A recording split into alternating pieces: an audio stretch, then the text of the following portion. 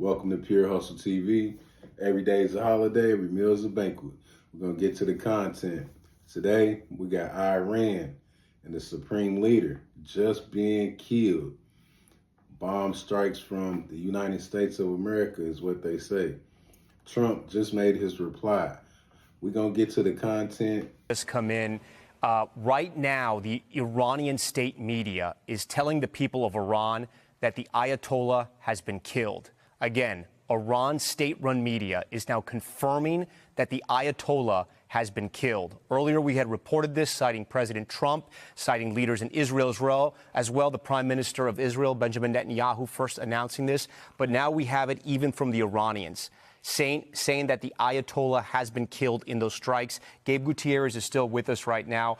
So, Gabe, this reporting confirming what the president had said earlier. And again, we can't stress enough sort of the magnitude of this moment right now. He had been there since 1989. This may change the game completely for Iran, change the region. And from what we've seen now, this strike and this killing of the Ayatollah has now started a regional war. Where it ends, we don't know. How much further it goes from tonight and into the morning over there, we don't know. But still a monumental moment. Monumental indeed, Tom. When we think about it, the United States taking out the supreme leader in conjunction with Israel, it is an incredibly historic moment here. And the president was alluding to this earlier in the day. He said that the people he had talked to, the intelligence, he believed that the Ayatollah had been killed. And now we have that acknowledgement from Iranian state media. Certainly a huge surprises here that, as Richard was talking about earlier, that this war has already spread to other countries throughout the region. But this new development that the Iranian state television now confirming the death of the Ayatollah is certain to ripple across the world very quickly. Now, right now, Tom, the president is at his Mar-a-Lago estate. He's expected to return here to Washington tomorrow.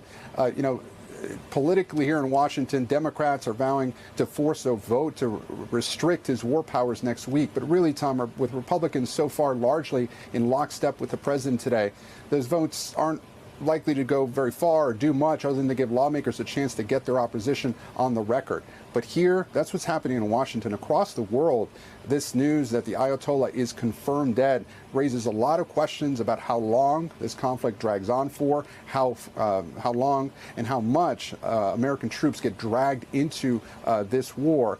Certainly, we will be looking for any White House reaction in the next couple of hours. But again, the president had said it earlier today, and now we're getting that official confirmation from the Iranians. Hugely significant. So y'all can see, it's the American news. It's definitely real, definitely happened. You know, we've been escalating this war between the U.S. and Iran. Today, I guess it just elevated. We definitely going to war.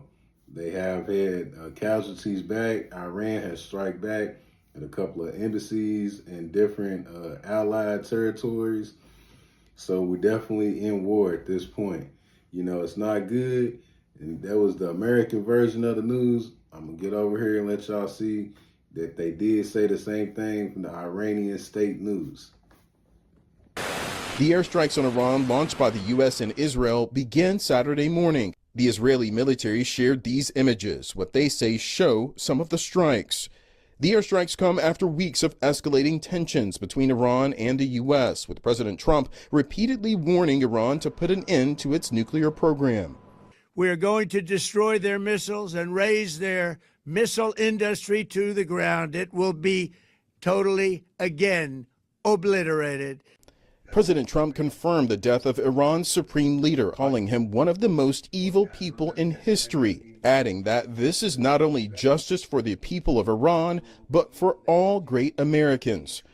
Iran was swift to retaliate, launching missiles against U.S. allies in the region, including Israel, Saudi Arabia, and the United Arab Emirates.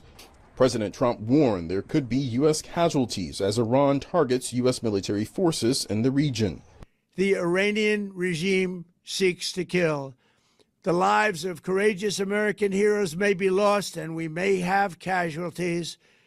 That often happens in war. While a group of leading U.S. lawmakers known as the Gang of Eight were notified by Secretary of State Marco Rubio about the attack, some Democratic lawmakers are expressing concern that the strikes were launched without congressional approval. Hey, man, it's tough out here. We definitely at war. Got a lot going on. Everybody protect your family. Love your loved ones. You know, be mindful of everything that's going on around you. We're living in tough times. It's different type elevated threats. So everything's on high alert. You know, that's how it is in wartime. Y'all be mindful. Take care of yourself and your families. And, you know, hustle team. Y'all stay focused. You know, go get your generators. Go get the things you might need to survive. If anything goes off grid or the power goes out or anything, just be prepared in any way you think you can. Anyway, it's another one, not like the other one. Yeah, I'm going to catch y'all on the next one. Y'all make it the best one. Peace and love.